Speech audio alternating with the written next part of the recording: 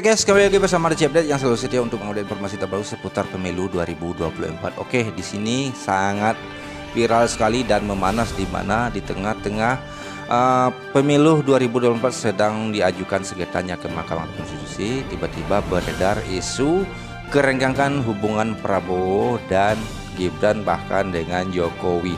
Nah, ini apakah benar ataupun hoax, kita akan lihat di video yang satu ini.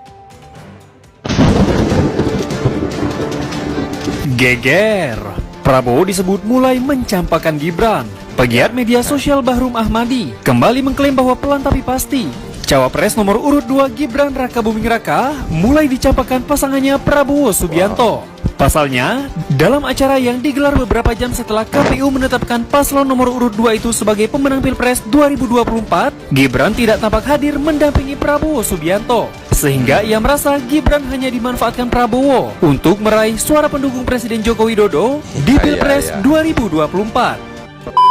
Ini bisa jadi berkemungkinan. Hubungan Jokowi dan Prabowo mulai renggang kian santer. Benarkah ketidakhadiran Wakil Presiden terpilih Gibran Rakabuming Raka dalam pidato kemenangan hasil KPU di Kartanegara menjadi sinyal kedua tokoh tak lagi harmonis? Renggangnya hubungan Prabowo dengan Jokowi muncul saat momen Presiden Jokowi tidak menyalami Prabowo di Istana Negara dalam acara Zakat Basnas 13 Maret lalu. Ditambah lagi karena Gibran tak hadir ketika Prabowo menyampaikan pidato pasca penetapan hasil pemilu.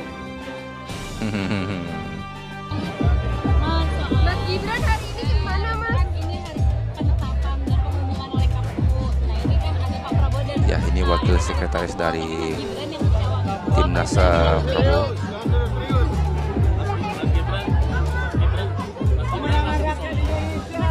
Oh, masih di Solo. ada acara apa, Mas? Di Solo, Mas? Pengumuman nih, akhirnya mengambil cuti memang. Ada rencana Iya, bisa jadi itu ada kepentingan untuk kota Solo. nanti akan bertemu dengan Pak Prabowo langsung ya dari Solo. Iya. Oke, sepertinya ini klarifikasi dari wakil sekretaris dari Timnas. Tim hukum pasangan Prabowo Subianto Gibran Rakabuming Raka mengaku siap menghadapi sengketa hasil Pilpres 2024 di Mahkamah Konstitusi atau MK. Ketua Tim Hukum Prabowo Gibran, yang juga Ketua Umum Partai Bulan Bintang, Yusril Iza Mahendra menyatakan, jika tim hukum kubu 02 bakal berisikan 36 advokat, terdiri dari masing-masing 3 pengacara dari kader Partai Gerindra, Partai Golkar, dan Partai Demokrat. Sementara sisanya merupakan advokat profesional. Yusril memastikan jika tim yang sudah terbentuk tersebut kini telah siap bekerja. Tim pembela Prabowo Gibran disebut dalam posisi menanti adanya sengketa pemilu yang akan diajukan oleh kedua paslon baik dari kubu 01 maupun kubu 03 ke sidang MK. Ini memang harus diproses. Sementara itu, Deputi Tim Pemenangan Nasional atau TPN Ganjar Mahfud, Todung Mulya Lubis menyatakan, jika pihaknya akan mengajukan sekitar 30 saksi dalam gugatan perselisihan hasil pemilu atau PHPU 2024 ke MK. Pihaknya juga akan mengajukan 10 saksi ahli dalam sidang PHPU. Namun Todung mengaku jika banyak saksi dari pihaknya yang merasa tidak nyaman dan tidak aman untuk bersaksi di sidang MK. Ini memang kalau ketika saksi itu berat sekali. kita meminta mereka untuk menjadi saksi dan dibawa ke MK, tidak semuanya bersedia untuk menjadi saksi. Sebenarnya bukan karena tidak tahu keadaannya, tapi mereka merasa tidak nyaman dan tidak aman. Iya, namanya sengketa itu pasti ada Cawapres ancaman nomor urut 3 seorang Mahfud saksi. MD menegaskan jika dugaan kecurangan pemilu harus diungkapkan di Mahkamah Konstitusi. Hal kita ini akan dilakukan demi lebih baiknya masa depan demokrasi dan keadilan di Indonesia. Yang kami lakukan ke MK ini bukan mencari menang, tapi beyond election. Itu Masa bagus. depan. Jangan Bukan mencari sekedar menang, untuk tapi pemilu hari ini. pikirkan untuk Tapi masa kedepannya depan, bagaimana ratusan nasib. tahun yang akan datang demokrasi kita benar harus sekali. sehat. Dan itu harus diungkap di sebuah teater hukum yang bernama Mahkamah Konstitusi. Terkait dengan langkah tim hukum nasional Anies Mohaimin yang juga mengajukan gugatan terkait hasil pemilu 2024 ke MK, Capres nomor urut 3, Ganjar Pranowo mengaku tim hukum Ganjar Mahfud akan berjalan sendiri di MK. Menurut Ganjar, meski tuntutan yang disampaikan Timnas Amin sama, Ganjar memastikan tidak ada kolaborasi. Pasti dari 01 punya catatan sendiri, tapi kami punya catatan sendiri. Apakah nanti dalam persidangan itu akan ada kesamaan dan sebagainya? Mari kita lihat di persidangan saja.